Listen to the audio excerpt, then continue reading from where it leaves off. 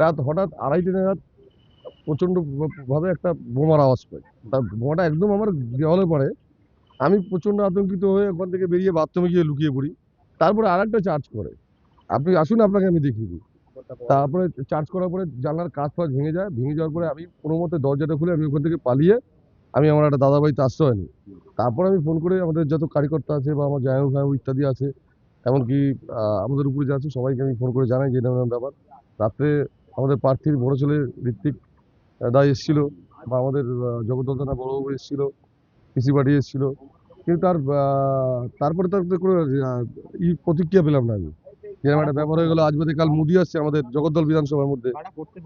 তৃণমূলের লোকেরা, আমি তো বিজেপি কর্মী না। 2011 থেকে আমাকে মেরে আসছে, বুম মেরে আসছে, হাতে মেরে গেছে। আমার বাবা বিছনা শয্যাশায়ী থাকা অবস্থায় আমাকে মেরেছে। পুলিশকে জানিয়ে লাভ কোথায়? জানিয়ে না তো হয়েছে, অবশ্যই এসেছিল পুলিশ, কিন্তু লাভ কিছুই নেই। কারণ কি তো মমতা সরকারের পুলিশ না, কি করবে? প্রচন্ড আতঙ্কিত। আমি শুধু আতঙ্কিত, পাড়ার লোকেরা আতঙ্কিত যে রাত বেরাত যে এরকম বোমাবাজি করে, তা পাড়ার লোকেরা আতঙ্কিত থাকবে না? এটা তো আজকেই কমিশনার অফ পুলিশ ব্যারাকপুরকেও আমি কথা বলছি, আর তারপরে নির্বাচন কমিশন আমাদের সিইও সাহেবের সঙ্গে বাকিদের সঙ্গেও আমি কথা বলবো। সিএপিএফ যারা দেখছে, পুলিশ অবজারভার, তাদের সঙ্গেও আমি কথা বলবো। এই জিনিসটা কোনো মতোই সহ্য করা, পিএফ এর মুভমেন্ট, এরা বলছে কি সিএপিএফ মুভমেন্ট করছে না, যে ওদের পুরো কনফিডেন্স বিল্ডিং মেজার, যেটা ওরা বলে গিয়ে আমরা সিবিএম এক্সারসাইজ করব, তার মানে কোনো জায়গায় কনফিডেন্স বিল্ডিং মেজার এক্সারসাইজ হচ্ছে না। আমরা এটা টেক আপ করবো, কেন করা হচ্ছে না, কেন এলাকাতে ঘুরছে না এরা? আর সকালের নাম তো দেওয়া হয়েছে, কোন কোন বুথে, কোন কোন পাড়ায়, কোন কোন ওয়ার্ডে কারা কারা অ্যান্টি সোশ্যাল ক্রিমিনাল আছে, যাদেরকে অ্যারেস্ট করার দরকার আছে।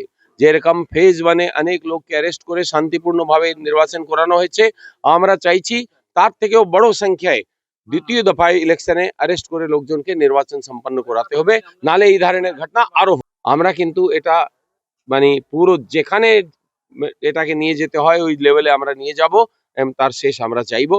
যারাও এখানে গুন্ডাগর্দি করছে, বদমাশি করছে, অ্যান্টি সোশ্যাল ক্রিমিনাল, তাদের বিরুদ্ধে কঠোরতম অ্যাকশন নির্বাচন কমিশনকেও নিতে হবে, পুলিশকেও নিতে হবে। দেখছিলাম কি হয়তো শান্তিপূর্ণভাবেই হবে, কিন্তু এখন তো এদের খেলা শুরু হয়েছে।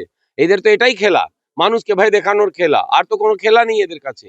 কাজের উপরে তো কিছু ভোট চাইতে পারবে না, এরা নিজে জানে, শুধু একটাই জিনিস জানে, মানুষকে ভয় দেখাও। টিএমসি পার্টি, রুলিং পার্টিতে এটাই। তো আমাকে তো আমার কর্মীদের সঙ্গে দাঁড়াতেই হবে, আমাকে দাঁড়াতে হবে আমাদের কর্মীদের সঙ্গে। যেখানে এরা যদি বদমাশি করবে, যত যেখানে হামলা করবে, আমরা ওখানে আমাদের কর্মীদের সঙ্গে আছি।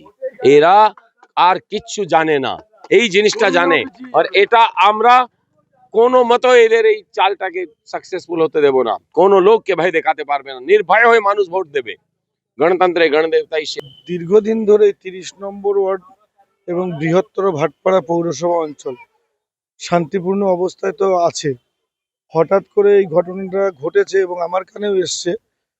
তো কে বা কারা রাতের অন্ধকারে করেছে সেটা তো ঠিক বলতে পারবো না, এবং শুনেছি প্রশাসনও সেখানে উপস্থিত হয়েছিলেন। এবং আপনারা যেহেতু সাংবাদিক বন্ধুরা, দাদা ভাইরা আছেন, আপনারা অবগত যে 30 নম্বর ওয়ার্ডে ক্রাইমের কোনো শিকড় বাকড় আমি রাখি। এটা বিজেপিরই পরিকল্পিত কোনো ঘটনা। কারণ কি বলুন তো, 30 নম্বর ওয়ার্ডের এই ধরনের অসামাজিক লোক খুব একটা চোখে পড়ে না, বা আছে বলে কেউ মনে হয় না এই ধরনের নোংরামোর সঙ্গে যুক্ত। কে বা কারা রাতের অন্ধকারে ওরাই হয়তো করিয়ে দিয়ে এখন একটা প্যানিক তৈরি করবার চেষ্টা করছে। তৃণমূলের দুষ্কৃতি বলে মনে হয়তো না যে এখানে 30 নম্বর ওয়ার্ডে কোনো তৃণমূলের দুষ্কৃতি আছে।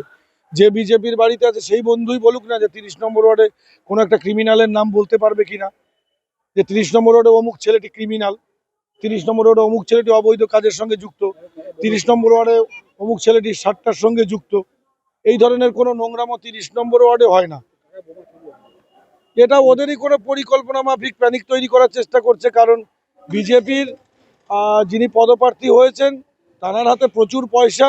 তিনি এক একটা জায়গায় যাচ্ছেন, 8টা 10টা গাড়ি নিয়ে যাচ্ছেন। ছোট ছোট বাচ্চা ছেলে দেখলাম, যাদের হয়তো ভোটাধিকার হয়নি, সেই সমস্ত বাচ্চা ছেলেদের পয়সা দিয়ে সেখানে নিয়ে যাচ্ছে। 8-10টা গাড়ি ছুটে চলেছে।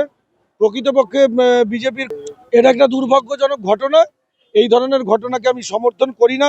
কে বা কারা করেছে, প্রশাসনকে বলবো যে কঠোরভাবে এটাকে করা, টেক আপ করা, যে দলেরই হোক না কেন, নিশ্চয়ই। এবং আমি পাশে থাকবো, এটা বলতে পারি।